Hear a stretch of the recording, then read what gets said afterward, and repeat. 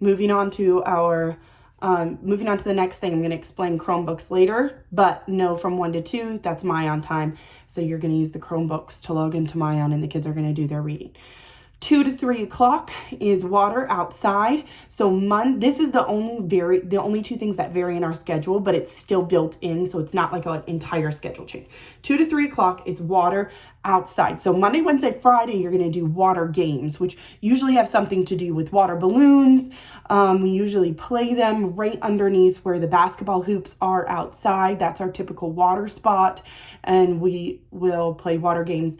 And those are going to be assigned to your task list also in When I Work, and those vary every day. So you're going to come in and you're going to take a picture of the water games and their directions from the playbook each day. Tuesday and Thursday is our field water. So it's pretty self-explanatory unless you're in the 3rd through 6th grade group, which the floater from 3rd through 6th is going to be the one setting up water games.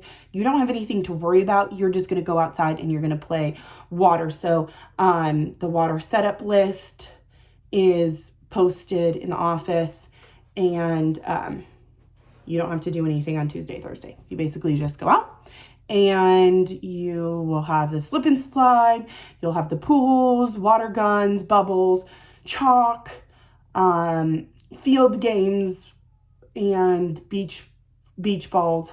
So there's going to be basically everything on the field for you to do. There's also going to be a tent and a water station outside on the field weekly. So the water's already going to be there with disposable cups for the kids.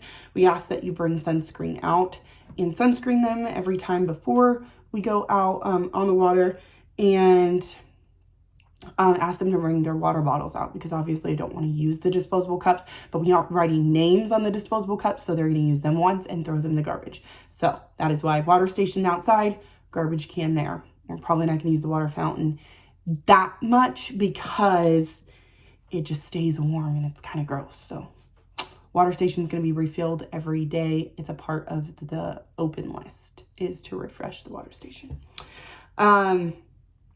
Also, again, snack is going to be served to you. So this group specifically during their 2 to 3 block is out at their water. So snack will be served to them.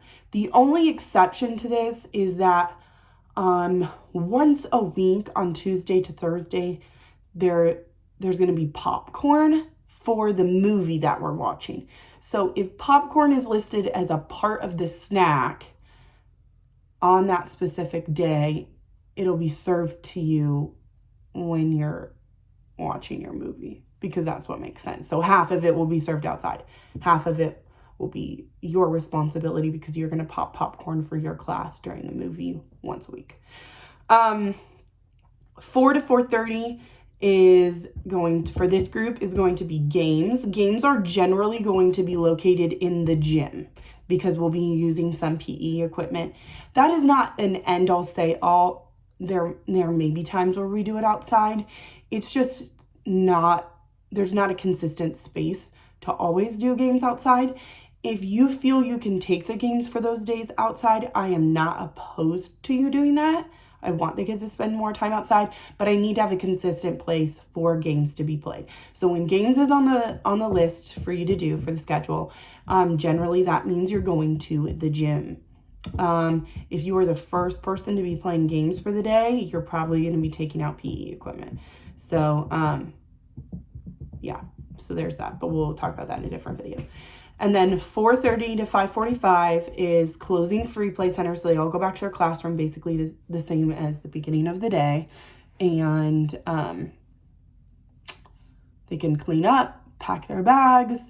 And once those things are done, then, they're just going to chill and kind of play what they want in the classroom. And then whoever's closing, you need to complete the closed down list in full. Same thing with open list. Like if you're opening, open list needs to be completed in full.